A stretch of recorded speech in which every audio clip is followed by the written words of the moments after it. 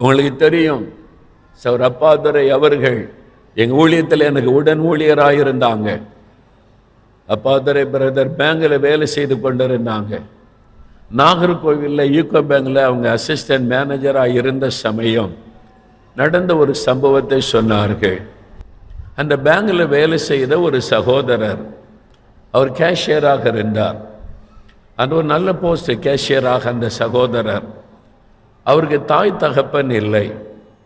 அவருக்கு திருமணமாகி அவருடைய மனைவி ரொம்ப அன்பாக அவரை நேசித்தாங்களாம்.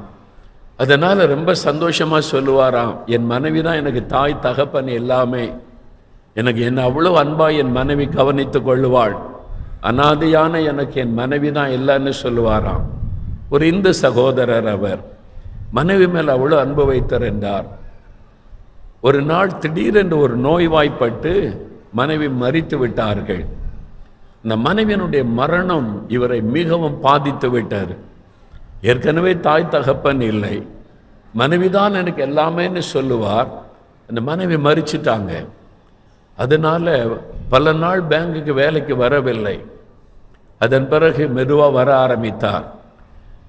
தாடியெல்லாம் வளர்த்து சோகமாய் ரொம்ப வேதனையோடு வருவார். ஆனால் வேலைகளை செய்துவிட்டு துக்கத்தோடு போவார். அப்பாதுரை பிரதர் அவரை கவனித்து கொண்டே இருந்தாங்க. அப்பப்பா அவர்கிட்ட அன்பாக பேசுவாங்க, அவரை உற்சாகப்படுத்துவாங்க.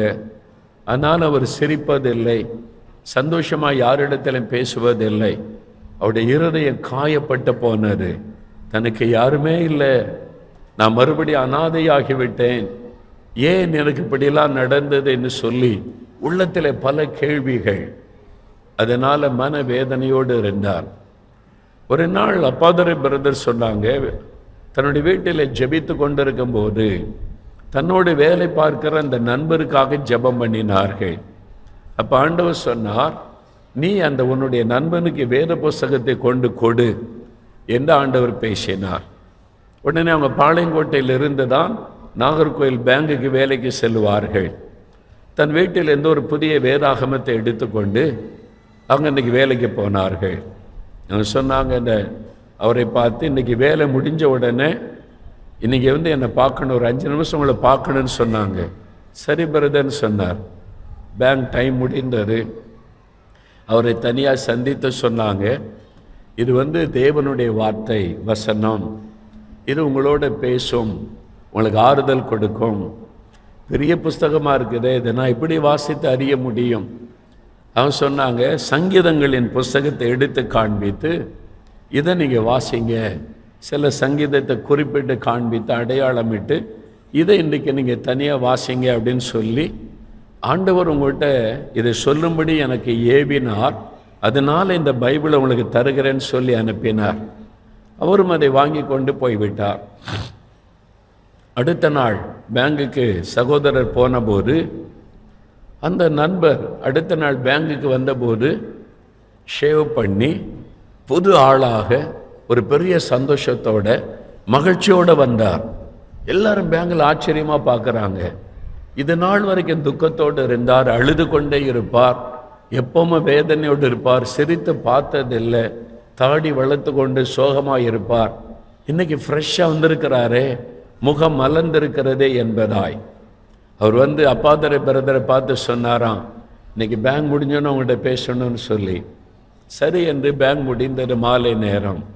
அவர் சொன்னார், நேற்றைக்கு நீங்கள் இந்த வேத புஸ்தகத்தை எனக்கு தராமல் இருந்திருந்தால் நான் இன்றைக்கு உயிரோடு இருந்திருக்க மாட்டேன். ஏன் அப்படி சொல்கிறீங்கன்னு கேட்டார். நான் என் மனைவி இறந்த துக்கத்தில் என் இருதயம் காயப்பட்டு எனக்கு யாருமே இல்லை, நான் ஒரு அனாதை, நான் செத்துறணும்னு தீர்மானம் பண்ணிவிட்டேன். துக்கம் தாங்க முடியல, வீட்டுக்குள்ளே தனியாகவே உட்கார்ந்து அழுது கொண்டு இருக்கிறேன். யாருக்காக வாழணும், ஏன் வாழணும்னு சொல்லி இன்றைக்கு தற்கொலை பண்ணி மறிச்சிடணுன்ற தீர்மானத்தோடு தான் வேலைக்கு வந்தேன். இன்றைக்கு தான் கடைசி நாள், வேலை முடிஞ்சிட்டு போய் இன்றைக்கு இரவு நான் விஷயத்தை அறிந்து படுத்து விட வேண்டும் என்று தான் தீர்மானித்து நான் வந்தேன். ஆனால் நீங்கள் வேத புஸ்தகத்தை கொடுத்ததுனால இதில் அப்படி என்னதான் இருக்குது என்பதற்காக நீங்கள் சொன்ன மாதிரியே நீங்கள் சொன்ன அதிகாரத்தை நான் வாசிக்க ஆரம்பித்தேன். நான் தனியாக என் வீட்டிலேருந்து வாசிக்க ஆரம்பித்த போது ஆரம்பத்தில் ஒண்ணுமே புரியல. சில வார்த்தைகளை வாசிக்க ஆரம்பித்த போது யாரோ என் பக்கத்திலே வந்தார்கள். அவங்க வந்து எனக்கு சொல்லி கொடுத்தார்கள். அந்த வசனத்தை என் பக்கத்திலிருந்து ஒருத்தர் சொல்லி கொடுக்க அது என்னோடு பேச ஆரம்பித்தது.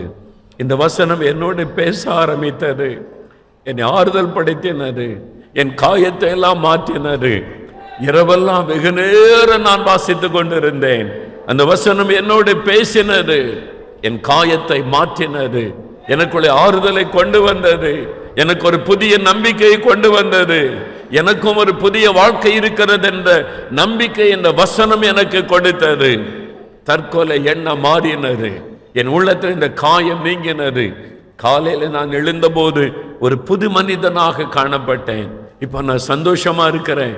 என் மேல அன்பு கூறுகிற, என்னை நேசிக்கிற ஒரு ஆண்டவரை பற்றி இந்த வேதம் எனக்கு சொல்லி கொடுத்தது. நான் ஒரு அனாதை அல்ல, என்னை நேசிக்கிறதற்கு ஒரு கடவுள் இருக்கிறார் என்பது இந்த வேதம் எனக்கு காண்பித்தது. இப்ப நான் சந்தோஷமா இருக்கிறேன் என்று சொன்னார். சத்தியம் உங்களை விடுதலையாக்கும். மரண கட்டல் என்று விடுதலையாக்கும். உங்களுடைய துக்கத்தில் இந்த விடுதலையாக்கும். உங்களுடைய காயத்தில் இந்த விடுதலையாக்கும். இந்த வேத வசனம் வல்லமையும் ஜீவனும் உள்ளதுமாயிருக்கிறது. இவ்வளவு ஆச்சரியமான வசனம். ஆகவேதான் இதை வாசிக்கணும், இந்த சத்தியத்தை கேட்கணும். வேத வசனத்தை கேட்க கேட்க உங்களுக்கு ஒரு விடுதலை உண்டாகும். இதை வாசிக்க வாசிக்க உங்களுக்கு ஒரு விடுதலை உண்டாகும். சத்தியம் விடுதலை கொண்டு வரும்.